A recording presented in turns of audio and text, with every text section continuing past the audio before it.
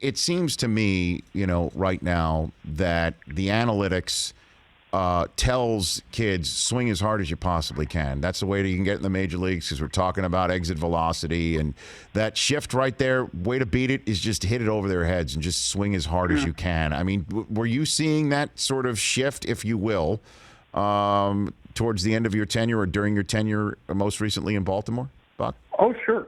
Sure, it happened. There's not a whole lot new going on, but it's not the players' fault, Rich. Don't be mad at the players.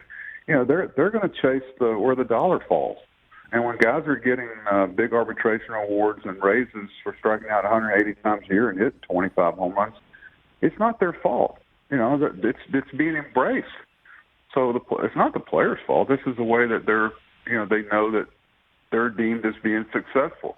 And still, the teams that defend and pitch are the ones that are playing at the end. And you look at all the good defense. That's what people miss about the Red Sox last year, how great they were defensively. And the Yankees are good again this year. Dodgers are great defensively. And it's just so much more premium on the balls that stay in the ballpark. You got to catch them.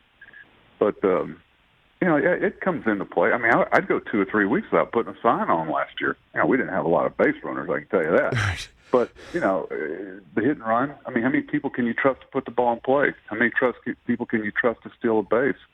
Those skills aren't embraced as much anymore. And why? I'm not saying it's right or wrong. I've got personal feelings about it, but it's because they're chasing the dollar. That's where the dollar is, Rich. That's the way really business runs in general. But why is it? Even Verlander, who said that the balls were juiced and purposefully juiced, willfully juiced.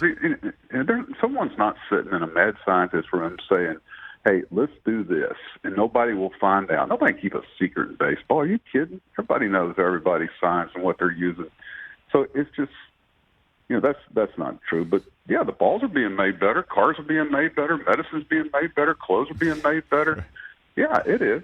But even the reason why I guess I brought that up was even Verlander said he thought that at some point, and Smoltz said it when he was on this show yesterday, Buck Showalter, that at some point the pendulum will swing back and there will be a premium placed on hitting the ball the other way, on making contact, on the stuff that you just said that causes you not to even put on a sign because not enough people can be trusted to put balls into play. How does that happen? You knowing the machinations of a front office and what they put the premium on and dollar signs for. How does that happen, Buck? Well, they're going to put the premium on what allows you to win games. That's not what GMs are judged on. And the entertainment value is another part of it. As long as the TV contracts are there and they're embracing Major League Baseball, they're going to continue down a path. But when, I don't want to come to a time where everybody's watching the game at home and nobody's at the ballpark. We've made it so easy for people to stay at home and watch on TV. We really have. I mean, you set your recorder, you record it, you walk out of the room, you come back, you go in, wait a minute, or do I want to get in a car and drive down, find a place to park? It's tough.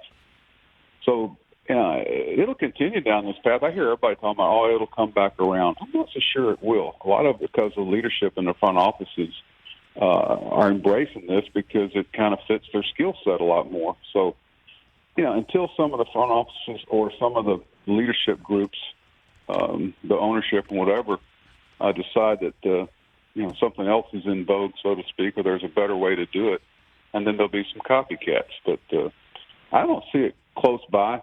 I got some of the best, most quality baseball people I've ever known are sitting at home without jobs. That's kind of sad. But and I do think they're making more mistakes on player evaluation than any time I can ever remember because there's not a lot of front offices that can evaluate the sixth tool. So it'll be interesting to watch.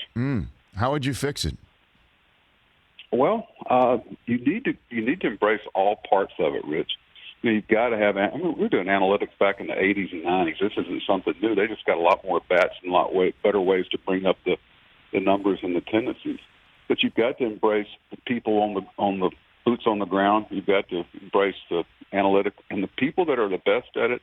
Boston, New York come to mind because I know how strongly they are in both areas. They make good evaluations on makeup because it's so important playing in Boston and New York to have people with certain makeup that can survive there. So when you embrace all departments, and not put one above the other one, and you bring in all parts of information, those are the teams that really make good player decisions. For more of The Rich Eisen Show, tune to Audience Channel 239 on DirecTV for free on BR Live or download the Rich Eisen Show app.